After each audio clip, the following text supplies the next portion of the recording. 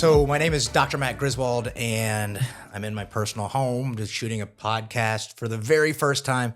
But the reason that I'm here, the reason that I'm doing this versus the 918 chiropractic thing and the social side of things is because I believe that there's something that I have to offer to be able to deliver content information on my own personal health journey and really an insight into what we do, why I do what I do. And that's the questions that I get all the time, or what drives you, what makes you tick.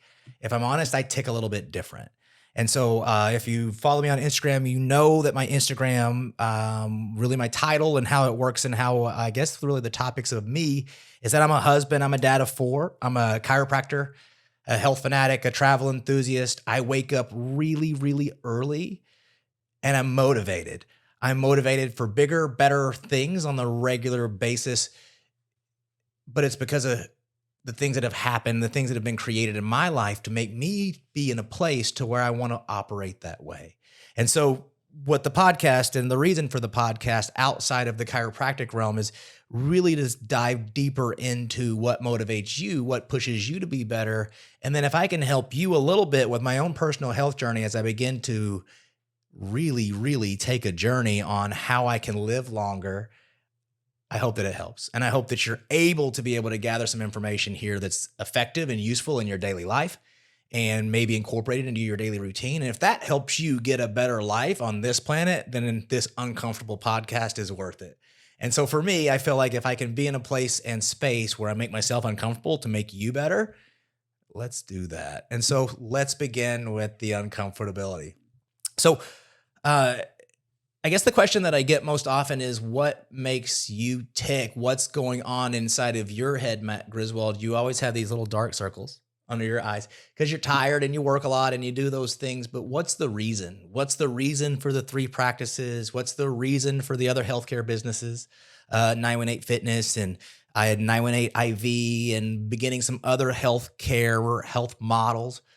What drives you? What puts you in that place? And if I'm honest, I've always had a chip on my shoulder because my dad always said I had expensive taste. Maybe that's the case. I know I always liked Jordans. I always liked expensive shoes. I still like expensive shoes, unfortunately. But what I'll say is this, is that what drives me more than anything else has changed in the last 2 years. And that's what I wanted to shoot the podcast about. What drives me the most in the last 2 to 3 years is what happened to me and the way my life trajectory immediately took a left-hand turn. So if you know about what we do in my professional practice, I'm a chiropractor. We have 3 practices in Tulsa, 1, 2, 3. We have one in downtown Tulsa. We also have one in Jinx, which is more south. We also have one in Owasso, which is more north. We have a 918 Fitness, which is a workout facility, and I have an excellent director there that's a super genius about the body and how it moves. So we've got a lot of things going. But they started all about 3 years ago. And why did they start all 3 years ago? And I think that's the important thing here. And I think that's what is important for me to convey on this podcast is the why is Dr. Matt so crazy? Why does he push so hard? And why does he read so much? And why is he drinking weird drinks all the time and testing these things out? And I'm going to tell you flat out, it's because 3 years ago, my father passed away.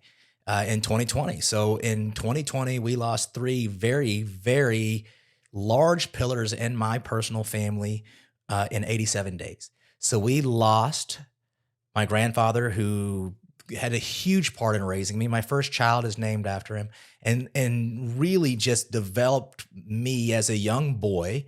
And then we've unfortunately lost my wife's grandmother within 30 days of that. And within 30 days of that, 27 days of that, we lost my father. And my grandfather lived to be 84, I think it was. Maybe, yeah, I think he was going to be 85. So he was 84. Good long life, right? Her grandmother was in her late, I think she just had 80, so 81. And if you're seeing this and you're a family member, don't get mad at me because I missed the ages. But dad was 56. And that made all the difference to me. At 56 years old, I stood by the deathbed of a man that 6 months prior to that found out he had cancer. 6 months prior to that was what we would call healthy. 6 months prior to that was living a normal life, planning on a retirement at 65. And had him be able to live long enough to see that day He had it where he would have been a river guide in my hometown in Mountain View, Arkansas.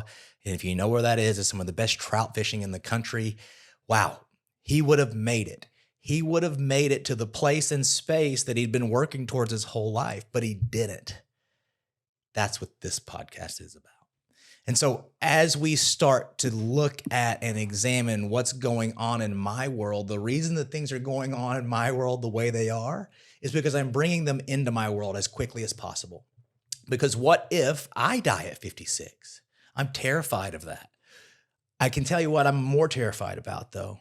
I'm more terrified of getting to 56 and not being where I want to be because I didn't try every day. And I'm not saying my dad didn't try.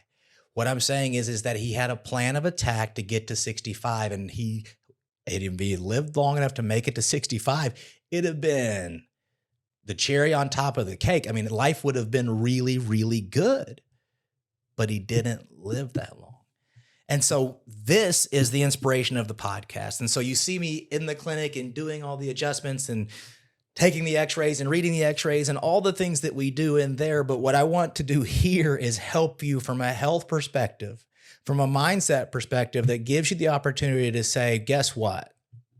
I don't know when my time is up. I don't. I'm sitting here at 39 and I don't know when my time is up. But I can tell you this, the time that I have is going to be well spent. And then when my time is up, I'm going to do the things and feel good about the things that I had done prior to that. I don't want to give up family relationships or, I really, truly believe that it's very important that we just don't win at the office, that we win at home. But when I get my clock is punched, I want to know that every day from this day to that day, I live full out. So that's what we're doing here today. And so I wanted to get you some baseline information as to why I'm going to be talking the way I'm talking, why I don't have a whole lot of fluff for a lot of fluff. I don't. It's not my thing. I don't love it because what if you don't have enough time? So if you're hearing this and you don't have enough time or you feel like you don't have enough time, or if you're hearing this and you're in a place where you're just striding along, I'm going to say, how about pick up the pace? How close are you to what you want to be? Where are you? Where are you on your track? This weekend, we did a mastermind at the lake property. And one of the things we covered was, where am I going to be in 5 years? And then what am I doing right now to make sure that I achieve that? I think that's an absolute excellent question. Well, you know what the future holds. I can tell you, I can predict what my next 5 years are going to look like based on what I'm doing today. So as we start to dive into the health aspects and the practical aspects, the life hacks that I like to use, the daily routine things that I do so that I can engineer myself to live 120 years old, I'm going to share those with you. But along the way, I'm going to chop you up a little bit. And I don't mean to be that way, but I chop it myself up too, because there's days where I don't want to perform. But as I look at this camera, right behind it are 2 photos of me and my father.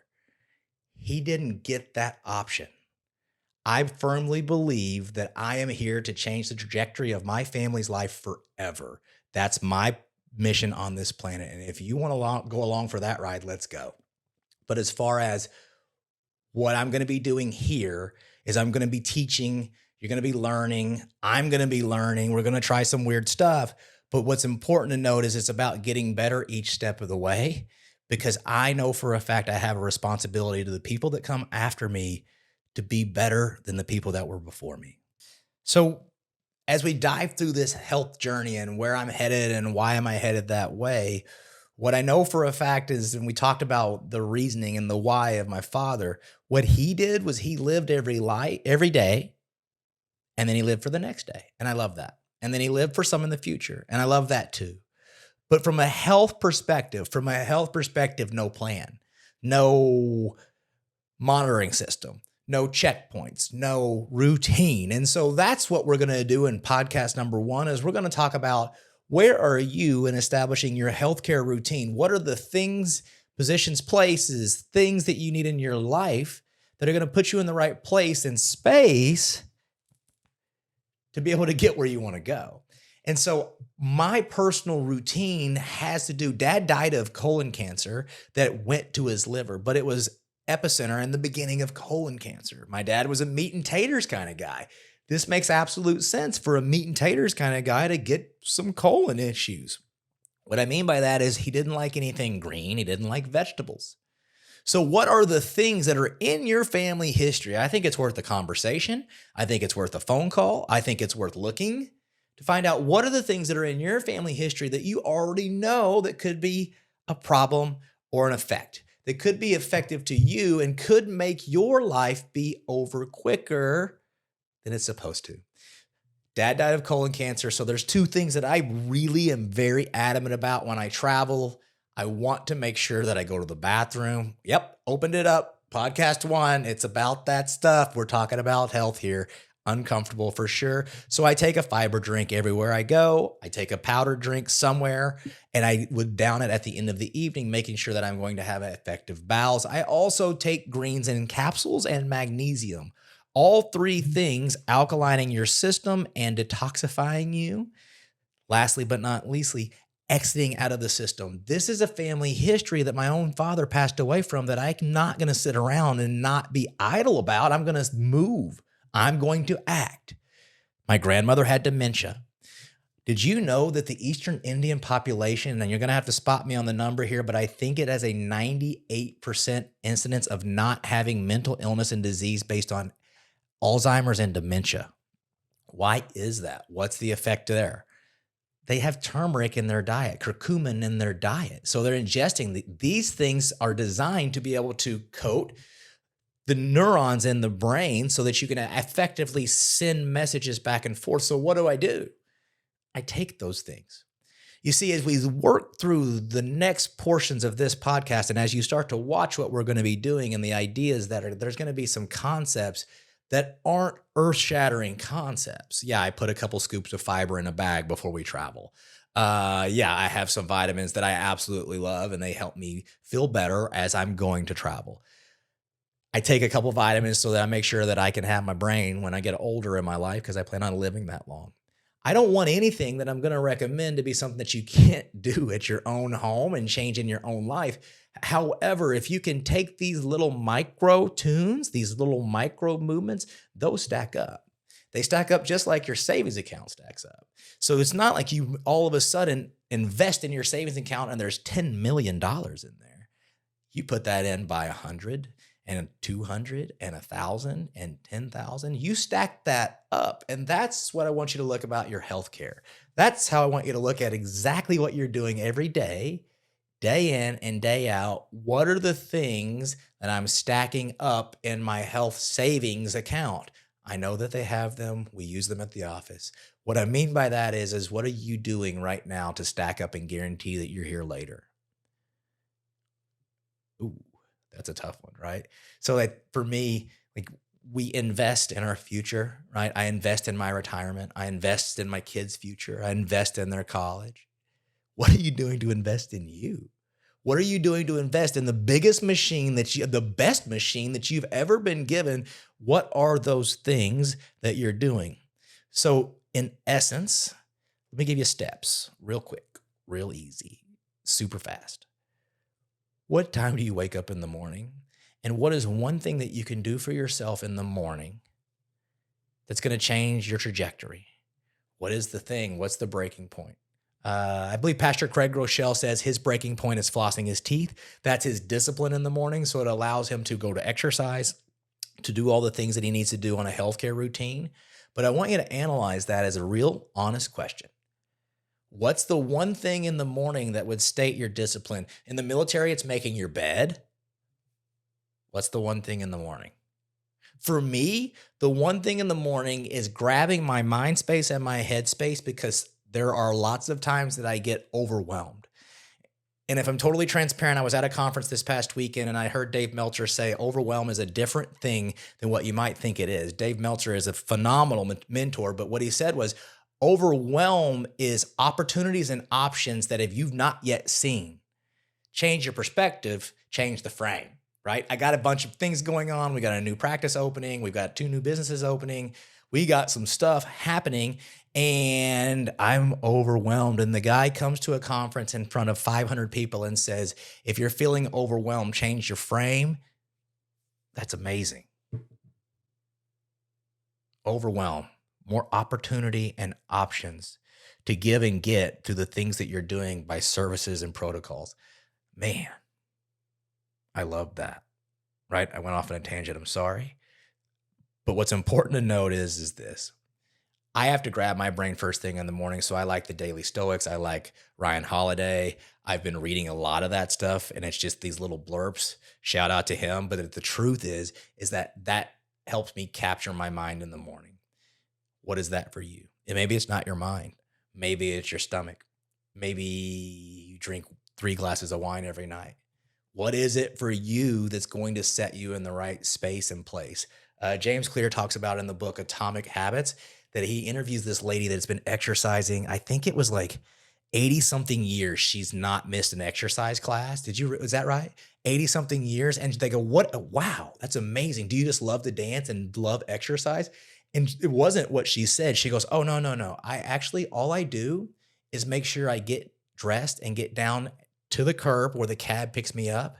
And if I can do that part, I'll go to exercise.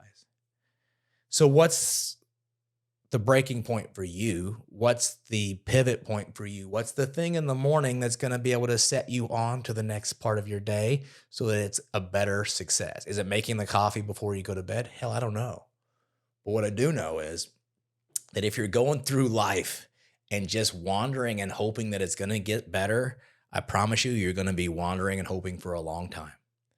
And I can't do that. If it is to be, it's up to me. I mean that.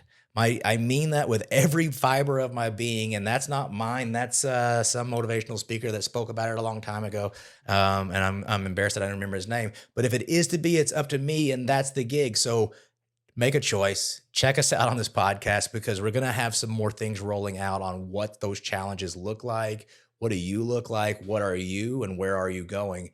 But total honest at the basis of this, in respect for my father, do me a favor, do you a favor. Make a decision to do something better for you today. Hell, do it tomorrow. But make the decision and act on it because you don't know when your final card's going to get punched and you don't want there to be a whole bunch of space that you haven't done the things that you wish you would have done. That's what I know. Dr. Matt Griswold, thank you.